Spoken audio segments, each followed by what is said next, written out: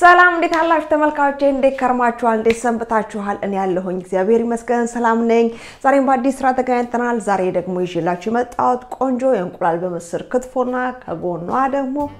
ምትጣፍጥ ጎመን አቀርባለሁ እንዴት ነው የሚሰራው የሚለው ነገር አብረን እናያለን አብራችሁኝ ነው የዛሬው ምግብ ለመስራት የሚያስፈልገኝ ግብአት እዚህ ጋር ምስር አቅርቤያለሁ የምንድነው ተከካ ምስር ከዛ እንቁላል አለኝ በመቀጠል እዚህ ጋር ጎመን አቅርቤያለሁ ጎመን ግን ያቀረብኩትኝ የጥቅል ጎመን ነው ጥቅል ጎመን ሳይጠቀልል ማለት ነው ለዚህ ነው ይሄን ቀንጥሼ እንግዲህ አንዱን እዚህ ጋር አስቀምጫለሁ ላሳያችሁ ብዬ ሳያችኋለሁ ታያችኋል ሙሽራ ታያችኋል ከታች ሙሽራ የምትባለው በእኛ ሀገር ማለት ነው እንደዚህ ከታች ያለችው ማለት ነው እሱ እንደዚህ ሲያድግ ማለት ነው ትልቅ ሆኖ ጥቅል ጎመን የሚሆነው እንግዲህ እሱ ነው ይሄ እንግዲህ ያልሆነው ያልተቀለለው ነው ማለት ነው ስለዚህ እዚህ ጋር እንደዚህ ቀንጣጥሼ አዘጋጃለሁ ማለት ነው እናንተ እንግዲህ ይሄንን በፈለጋችሁት የጎመን አይነት መተካት ትችላላችሁ እኔ ማሳየት ስለፈለኩኝ ነው ያልተቀለለውም የጥቅል ጎመን እንደዚህ አርገን ምግብ መስራት እንችላለን ብዬ ልነግራችሁ ፈልጌ ነው እናንተ ከፈለጋችሁ እንግዲህ ይሄንን ቀርዳችሁ መቀርደር ተቃላችኋል እንደዚህ አርጋችሁ ይሄንን እንጨቱ ማውጣት ትችላላችሁ እንደኔ ግን ባታውጡት ብዬ እላለሁኝ በእውነት ነው የምላችሁ ብዙ ጊዜ እንግዲህ እኛ ጋር ማለት አትክልቶችን ከመንጠቀምበት ይልቅ የማንጠቀምበት ነገር ምንጥለው ነገር ይበዛል ብዬ ነው የማስበው ስለዚህ መጣል የለብንም ማለት ለመታኘክ ማያስቸግር ከሆነ ለስላሳ ከሆነ መጨመር መቻል አለብን ይሄ ደግሞ ቅጠሉ ምንድነው ያልተቀለለ ያልጠነከረ እንደመሆኑ መጠን በጣም ለስላሳ ነው ስቀቅል በደንብ የሚቀቀለው ያው ይሄ እንግዲህ ነጣ ያለ ስለሆነ ነጭ ሊኖር ይችላል ያ ደግሞ ምንም ማለት አይደለም ማለት ነው ስለዚህ እንደዚህ አርጋችሁ ለመቀቀል ታዘጋጁት ብዬ እላለሁ በመቀጠል እንግዲህ ቅቤ እዚህ ጋር አዘጋጅቻለሁ ከዛም ሚጥሚጣ አለኝ ኮረሪማ ጨው ሁሉ ጊዜ ለክትፎ የምንጠቀምበት ግብአት ነው ማለት ነው የሚያስፈልጋል ስለዚህ ምን አደርጋለሁ መሰላችሁ እዚህ ጋር ውሃ አዘጋጅቻለሁ ለጎመኑ የሚሆን እንደዚህ እሳት የለኩሼ አዘጋጃለሁ እንዲሁም እዚህ ጋር ለምስሩ አዘጋጅቻለሁ በመቀጠል እዚህ ጋር ሁለት እንቁላል አለኝ ስለዚህ ሁለቱን እንቁላል እንደዚህ ውሃ ጨምሬበት እቀቅለዋለሁ ማለት ነው በጣም ቀላል ነው ስለዚህ ጨረስን ማለት ነው ይሄ ውሃ ሲፈላ እንግዲህ ግብአቶቹን መጨመር ነው ማለት ነው የፈላው ውሃ ላይ የሚቀረን ከዛ ምስራችን እንደዚህ ካጠብን በኋላ ምን አርጋለን መሰላችሁ እዚህ ጋር የፈላው ውሃ አለ የፈላው ውሃ ውስጥ እንደዚህ እንጨምረውና እናበስሏለን በመቀጠል ውሃችን ሲፈላ ያዘጋጀነውን ጎመን እንጨምራለን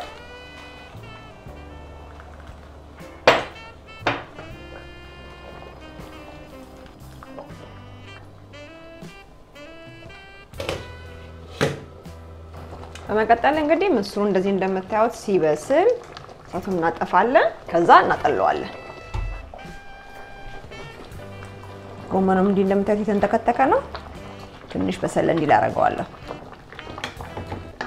ከዛ በዚህ መልኩ በእንደዚህ አይነት ወንፊት ተቀጠቀ ባለ ወንፊት አጥለለን እና አዘጋጀዋለን ያው ጎመኑንም እኔ የምፈልገው ያክል አብስዬዋለሁ በጣም ብስል አላለም እንግዲህ ውስጡ ያለውን ነገር እንዳያጣ ማለት ነው ስለዚህ አጠፋና አጠለዋለሁ ጎመኑንም ከዛ እንደዚህ አጥልዬ ትንሽ ጨመቅ አርጌ ይዤው መጣለሁ ማለት ነው እንቁላሉንም ይሄው እንደዚህ አጽጄ አስተካክያለሁ ከዛ ማድረገው ምንድነው እንደዚሁ እንዳለ አድቅቆ ማክተፍ በመንፈልገው መጠን ማለት ነው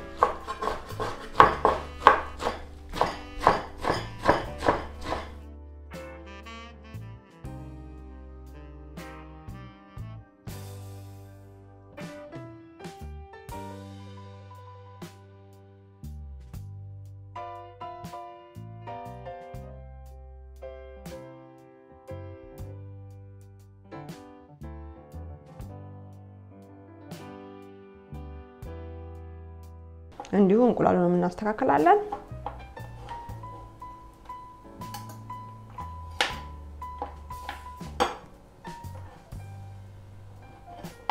እንደገና ስራችን እንዲያፋጥንልን እንደዚህ አርገን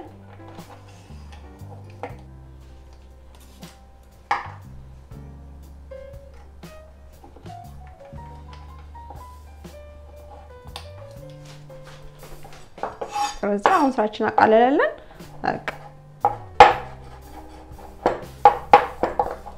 ቀላል ነው የሚሆነው ለመክተት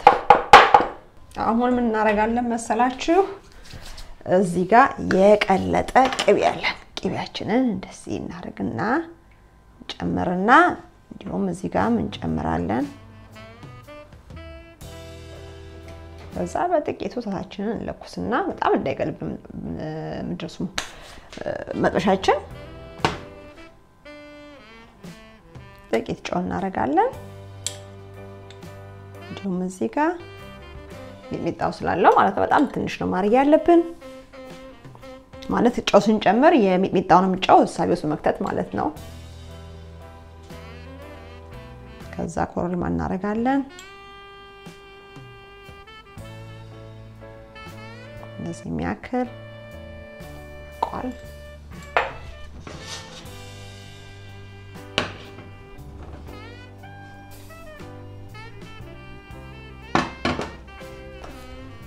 ከዛ መቀጠል ጎመናችን እንግዲህ እዚህ ጋር እንጨምራለን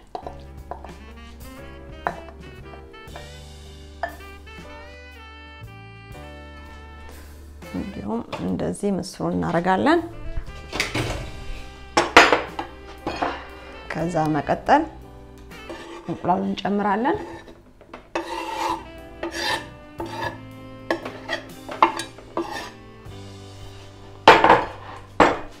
አንድ ላይ መለወስ ይኖርብናል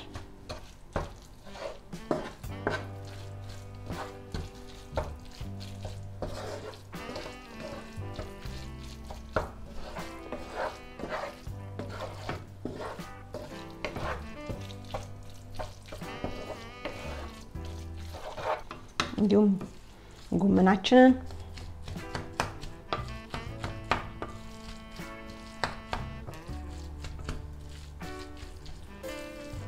ጎመናችሁ ላይ ብዙ ቅቤ መጠቀም ማትፈልጉ ከሆነ ጎመኑ ስትጨምቁት በጣም ጭምቅ አታርጉት ትንሽ የራሱ የሆነ ምንድነው የተንተከተከበትን መረቅ ከያዘ ብዙ ቅቤ አያስፈልገው ማለት ነው አለበለዚያ ጎመን በስጨምሩ ጎመን ቆጮ ቡላ ቅቤ አየው አይልም ማለት ነው ስለዚህ ደግሞ ሁሉ ጊዜ እንግዲህ ብዙ ቅቤ እየጨመርን መመገብ የለብንም አይደለ ለዛ በውስጡ ውሃው መተው አለባችሁ ያው እንግዲህ ያው በሀገራችን የጎመን ውሃ ምንድነው ልብ ይፍቃል ምናምን ይባላል ግን እኔ ፍቆኛ አቅም ስለዚህ ሞክሩት እናንተ በዛውም ደግሞ የተንተከተከበት መረቅ ነው ንጥረ ነገሩን ውስጥ ታገኛላችሁ ማለት ነው መስራችንንም እንደዚሁ ማሰል ከዛ ምን አርጋለም ስላችሁ አሁን በደንብ ሞቆልኛል እሳቱን አጠፋና ሚጥሚጣ ጨምራለሁ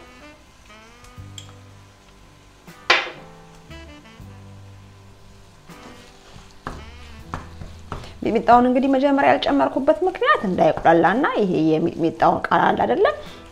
ምንድነው እሳት ያልነካው የሚለውን ጣም እንዳይጠፋ ማለት ነው እንደዚህ ሚጥሚጣ እሳት ከነካው ጨው ብቻ ነው የሚቀረው የጨው ጣም ብቻ ነው የሚቀረው ይባላል ኖ ለዛ እንደዚህ እንለውስና ከዛ ወደ ጣባችን ላይ እናረጋለን የሚፈልግ ሰው ሚጥሚጣ ጨምሮ መብላት ይችላል ማለት ነው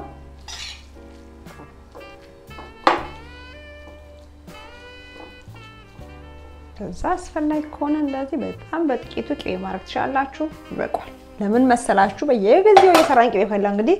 ችግር ይመጣል ማለት ነው ስለዚህ ይሄ በዚህ መልኩ አለቀ ጎመኑ እንዲሁ ደግሞ ምስሩ ላይም እንደዚሁ እሳቱን አጠፋለሁ ከዛ ሚጥሚጣ ጨምራለሁ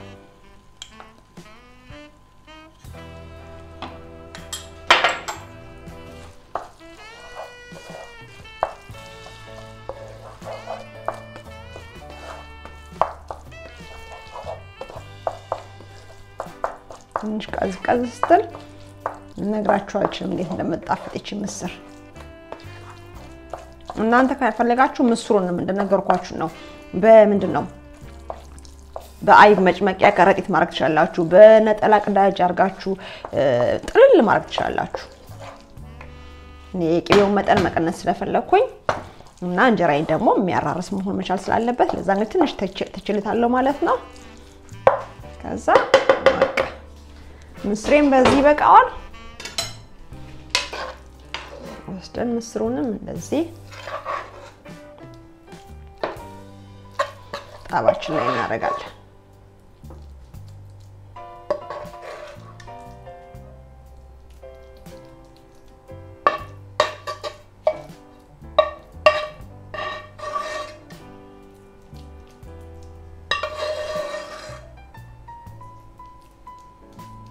ታይቷል ከዛ ጥቂት ከላይ ለምንድነው ለመልኩ በቃ እንደዚህ አርገን ክትፏችንን እናቀርባለን ማለት ነው ፈልገን ሚጣችን ከጎን አርገን መጠቀም እንችላለን አሁን ደግሞ እንቅመሳት ውባ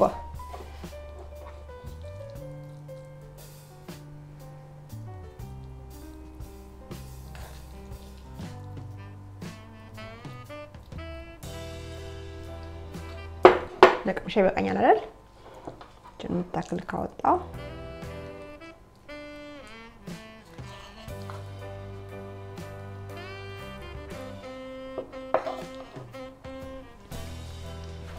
ከዛ ለኔ በተጨማሪ ምክንያቱም እኔ ሜላት ስለሆንኩ ሚጥሚጣ ስለምወድ እንደዚህ ሚጥሚጣ ከጎን አድርግና እቀምሰዋለሁ ማለት ነው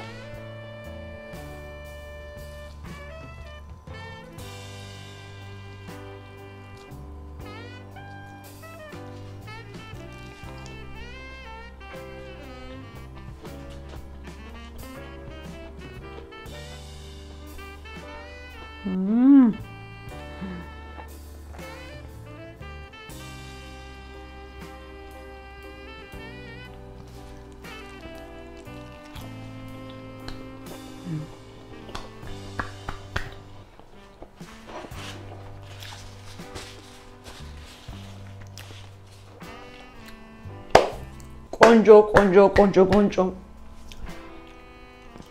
አይገልጸው በጣም የሚጣፍጥ ምስሩ